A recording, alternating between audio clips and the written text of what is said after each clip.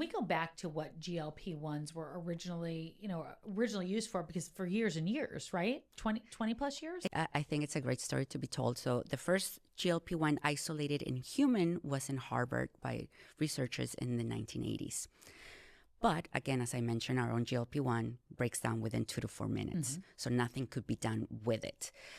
In 1992, about 10 years later, an endocrinologist and researcher at the VA hospital, the Veterans Hospital in the Bronx, Dr. John Eng, isolated the first GLP-1 outside a human body.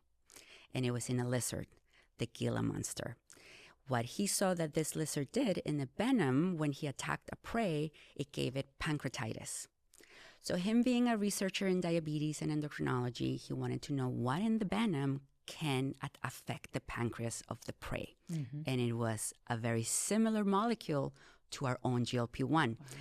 But the difference too is that GLP-1 couldn't be broken down by the same enzyme that broke down the human one. So it could be a long-acting GLP-1. And that's where the first GLP-1, exenatine, was approved in 2005, about 9 years later, and it was approved for type 2 diabetes.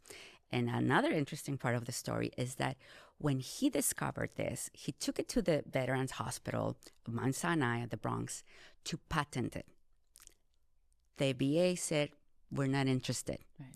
So he had to mortgage his house to patent him himself. He took it to an endocrine society conference in the hopes that a pharmaceutical will be interested. And Amylin, a pharmaceutical, saw it, came to him, and purchased the patent.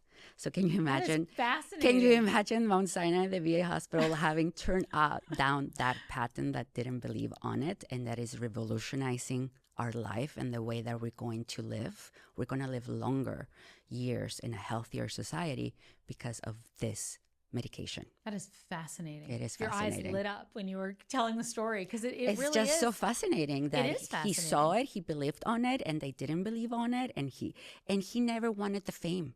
Yeah, well, he never wanted the fame. So, and to the point that we don't hear about him. No, right? Not at all. But thanks to you, we do.